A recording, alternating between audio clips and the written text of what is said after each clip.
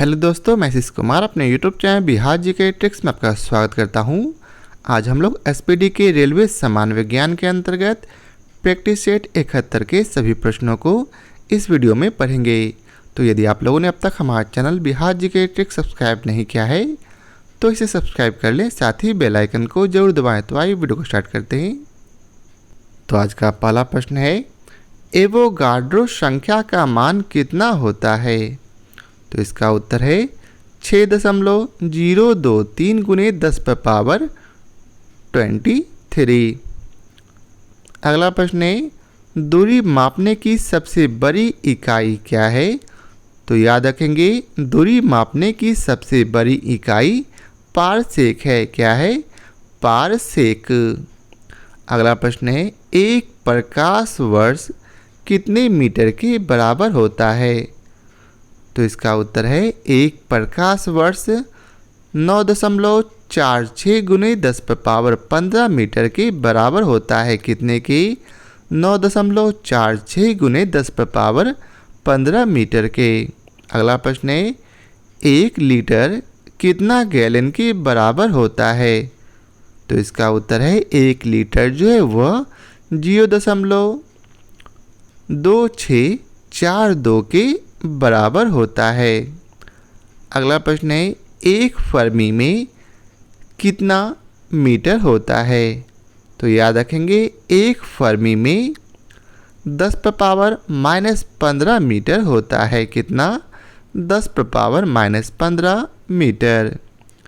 अगला प्रश्न है, लॉगरिथम के आविष्कारक कौन है? लॉगरिथम के आविष्कारक कौन है? तो इसका उत्तर है जॉन नेपियर। जॉन नेपियर जो है वह लॉगरिथम के आविष्कारक है। अगला प्रश्न है, क्वांटम सिद्धांत के प्रतिपादक कौन है? तो याद रखेंगे, क्वांटम सिद्धांत के प्रतिपादक मैक्स प्लांक है। कौन है? Max Planck. अगला प्रश्न है, वायुमंडल की आर्द्रता को मापने वाला यंत्र कौन सा है? तो इसका उत्तर है हाइग्रोमीटर। हाइग्रोमीटर जो है वह वायुमंडल की आर्द्रता को मापने वाला यंत्र है। अगला प्रश्न है, 1 एंगस्ट्रम मात्रक बराबर होता है किसके? तो इसका उत्तर है 10 पर पावर -10 मीटर के। 1 एंगस्ट्रम जो है वह 10 पर पावर -10 मीटर के बराबर होता है। अगला प्रश्न है, पृथ्वी के उपग्रह का कक्षीय वेग निर्भर करता है किस पर? तो पृथ्वी के उपग्रह का कक्षीय वेग जो है वह कक्षा की त्रिज्या पर निर्भर करता है। किस पर निर्भर करता है? कक्षा की त्रिज्या पर।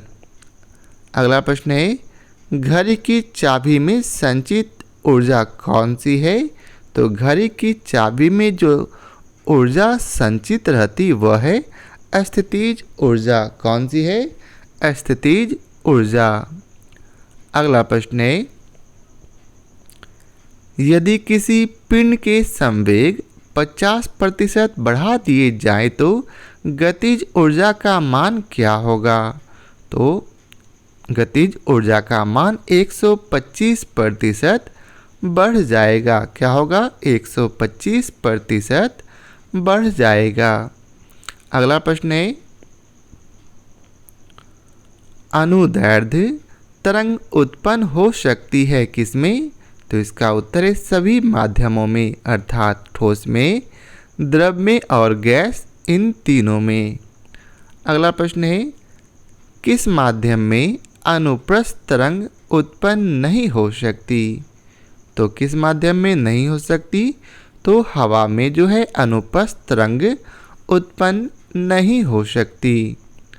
अगला प्रश्न है, प्रतिबल और विकृति का अनुपात कहलाता है। क्या कहलाता? तो इसका उत्तर है प्रत्यास्थता गुणांक। क्या? प्रत्यास्थता गुणांक। अगला प्रश्न है, पनडुब्बी आधारित है किस पर? तो पनडुब्बी जो है वह आर्किमिडीज के सिद्धांत पर आधारित है। किस पर आधारित है? आर्किमिडीज के सिद्धांत पर। अगला प्रश्न है, समुद्र में तैरना नदी की अपेक्षा आसान है क्योंकि? तो इसका उत्तर है, समुद्र के पानी का घनत्व नदी के पानी से अधिक होता है, जिस कारण समुद्र में तैरना नदी की अपेक्षा आसान है। अगला प्रश्न है, तरंग अपश्रव्य कही जाती है जब उसकी आवृत्ति हो कितनी? तो इसका उत्तर है, जब उसकी आवृत्ति 20 हर्ट्ज से कम हो। अगला प्रश्न है, यदि तरंग की लंबाई का मान आधा कर दिया जाए तो ध्वनि का वेग क्या होगा? तो इसका उत्तर है, आधा हो जाएगा। क्या होगा? आधा हो जाएगा। कब? यदि तरंग की लंबाई का मान आधा कर दिया जाए तब। अगला प्रश्न है, ध्वनि तरंगे हैं तो ध्वनि तरंगे जो हैं वह अनुदैर्ध्य हैं। अगला प्रश्न है, गोलीय दर्पण की फोकस दूरी उसकी वक्रता त्रिज्या की होती है। क्या होती है? तो उसकी वक्रता त्रिज्या की आधी होती है। क्या होती? आधी होती है। अगला प्रश्न है, उत्तल दर्पण द्वारा बना प्रतिबिंब कैसा होता? तो याद रखेंगे, उत्तल दर्पण द्वारा बना प्रतिबिंब जो है वह काल्पनिक होता और साथ ही सीधा होता है। अगला प्रश्न है, प्रकाश तरंग उदाहरण है किसका? तो प्रकाश तरंग जो है वह विद्युत चुंबकीय अनुप्रस्थ तरंग का उदाहरण है। किसका उदाहरण है? विद्युत चुंबकीय अनुप्रस्थ तरंग का।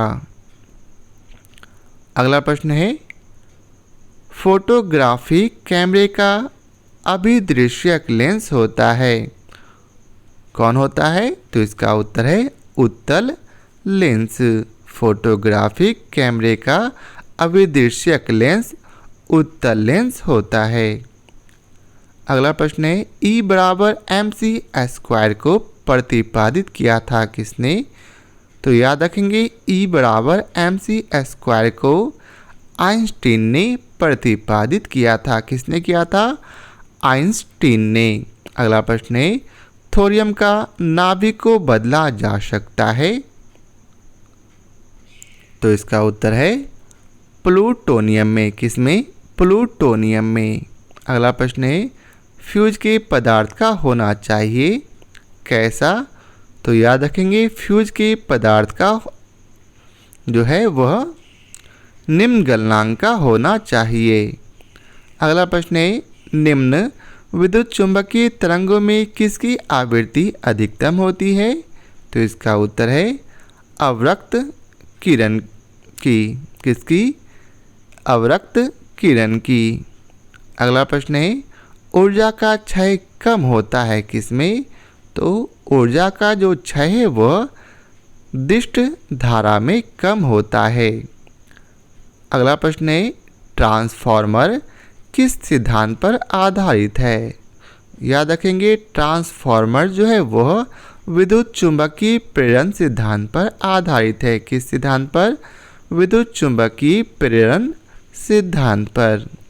अगला प्रश्न है, घरेलू प्रकाश के लिए प्रयुक्त लैंप किस क्रम में जोड़े जाते हैं? तो इसका उत्तर है समानांतर क्रम में।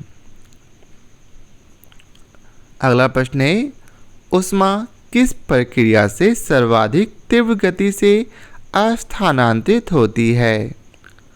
तो इसका उत्तर है विकिरण प्रक्रिया से। किस क्रिया से? विकिरण प्रक्रिया से। अगला प्रश्न है, न्यूनतम संभवतः ताप है कितना? तो न्यूनतम संभवतः ताप जो है वह -273 सेल्सियस है। कितना है? -273 सेल्सियस। अगला प्रश्न है, यदि वायुमंडल न होती तो दिन की अवधि होती? तो इसका उत्तर है कम होती। दिन की अवधि कम होती। कब? जब वायुमंडल न होती तो। अगला प्रश्न है, सूर्य ग्रहण के समय सूर्य का कौन सा भाग दिखाई देता है? तो इसका उत्तर है कोरोना। सूर्य ग्रहण के समय सूर्य का कोरोना भाग दिखाई देता है। अगला प्रश्न है, सूर्य के प्रकाश का आंतरिक परावर्तन हो सकता है यदि प्रकाश? तो इसका उत्तर है कांच से वायु में जाए तो। अगला प्रश्न है, निम्न में से किसका अपवर्तनांक सर्वाधिक होता है? तो इसका उत्तर है बैंगनी रंग का। बैंगनी रंग का अपवर्तनांक सर्वाधिक होता, जबकि तरंगदैर्घ्य सबसे कम होता है। वहीं लाल रंग का अपवर्तनांक सबसे कम होता और तरंगदैर्घ्य सबसे अधिक होता है। तो यह था आज के वीडियो का आखिरी प्रश्न। आशा करता हूँ आप लोगों को हमारी यह वीडियो पसंद आए हो। यदि आप लोगों को हमारी यह वीडियो पसंद आए हो तो इसे लाइक और शेयर ज़रूर करें। तो आज के लिए बहुत बहुत धन्यवाद।